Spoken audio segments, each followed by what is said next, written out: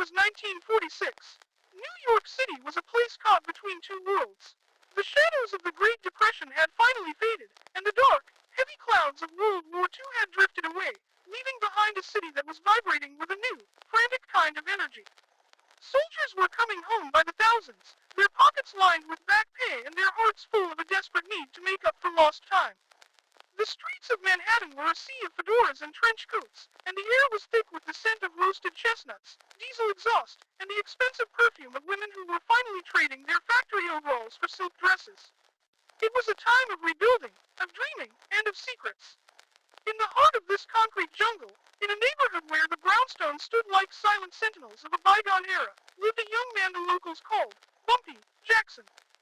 Bumpy wasn't a war hero, and he wasn't a high-stakes gambler, despite what his nickname might suggest. He earned the moniker as a child because he couldn't walk 10 feet without tripping over his own laces. By 1946, he had grown into his limbs, but the name stuck. He worked as a runner for a local printing press near 42nd Street, a job that required him to weave through the chaotic midtown traffic with the agility of a stray cat. Bumpy knew every alleyway, every newsstand, and every face on his route. But he didn't know the lady in the lavender coat, and he certainly didn't know that his encounter with her on a Tuesday afternoon in November would become the most talked about event in the 5 boroughs. The encounter on 42nd Street. The wind was biting that day, whipping off the Hudson River and slicing through the avenues. Bumpy was leaning against a soot-stained brick wall, catching his breath after a frantic delivery. He was adjusting his cap when he noticed her. She looked like a ghost from the 19th century. She was small, dangerously frail, wearing a heavy, ankle-length lavender coat that had seen better decades. Her hair was a shock of snow-white silk tucked under a pillbox hat, and she moved with a slow, deliberate grace that seemed to ignore the rushing crowds around her. While everyone else was sprinting toward the subway or hailing yellow cabs, she was walking toward Bumpy with a look of intense, piercing recognition. Bumpy felt a strange chill that had nothing to do with the November air. As she approached, the noise of the city seemed to dampen, the honking horns and shouting vendors fading into a dull hum. She stopped exactly 3 feet in front of him. Her eyes were not the clouded gray of the elderly. They were a sharp, electric blue, brimming with an intelligence that felt almost predatory. She didn't ask for change. She didn't ask for directions. She reached out a gloved hand, black lace, tattered at the fingertips, and placed it firmly on Bumpy's forearm. Her grip was surprisingly strong, like a bird of prey clutching a branch. "You have the eyes of a man who can keep a promise, Bumpy Jackson," she whispered. Her voice sounded like dry leaves skittering across a sidewalk, a request from the past. Bumpy stood frozen. He had never seen this woman in his life, yet she knew his name. In 1946, New York was a smaller town than it is today, but it wasn't that small. "How do you know who I am, ma'am?" He managed to stammer. The lady didn't answer. Instead, she reached into the deep pocket of her lavender coat and pulled out a small, heavy object wrapped in a silk handkerchief. She pressed it into his hand. "I've watched you since you were a boy tripping over the cobblestones on 10th Avenue, she said, a faint smile touching her lips. "I knew then that you were the one I would wait for. My time is short, and the weight of this is too much for me to carry into the next world." She leaned in closer, her scent a mixture of mothballs and ancient rosewater. "Tonight, when the clock strikes midnight at the Grand Central Terminal, go to the information booth. Do not speak to the men behind the counter. Look for the locker with the rusted hinge, number 402. This key will open it. Inside, you will find a ledger and a map. You must take them to the address written on the final page. Do not look at the contents until you are behind a locked door. Do you understand?" Bumpy nodded dumbly, his heart hammering against his ribs. Before he could ask another question, she let go of his arm, turned, and vanished into the crowd of commuters as if she had dissolved into the gray mist of the afternoon. The midnight mission. Bumpy spent the rest of his shift in a daze. The object in his pocket felt like it was glowing with heat. When he finally found a moment of privacy in the back of the print shop, he unwrapped the handkerchief. It was an ornate iron key, blackened with age, with a bow shaped like a weeping willow. There were no markings on it, no brand of a locksmith.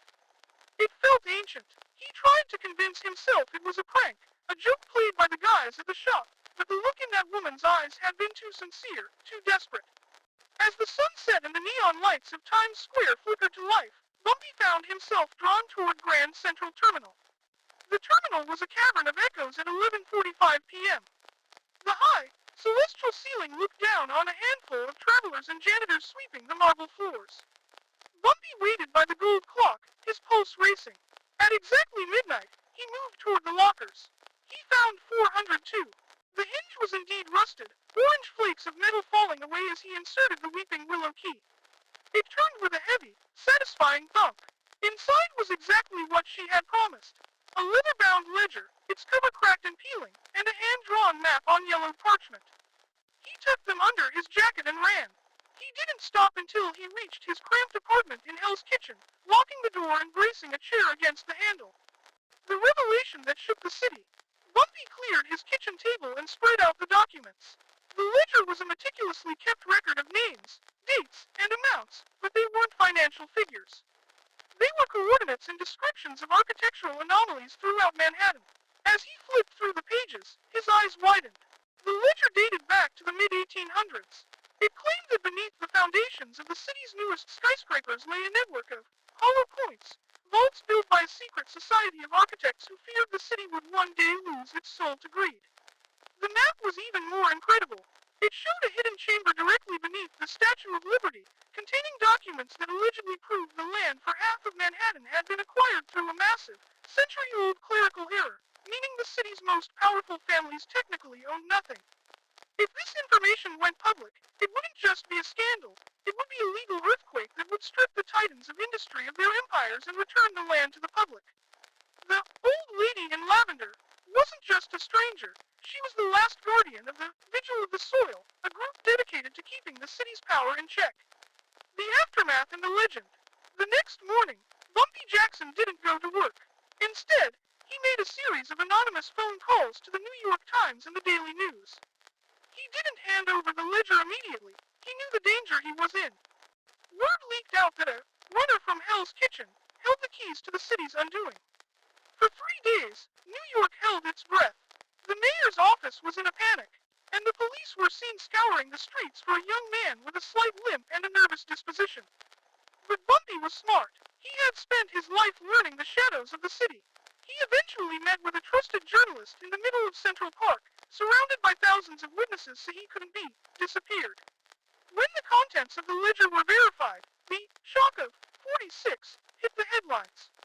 While the powerful families used their influence to bury the legal claims in the courts for decades, the revelation changed the way New Yorkers looked at their city forever.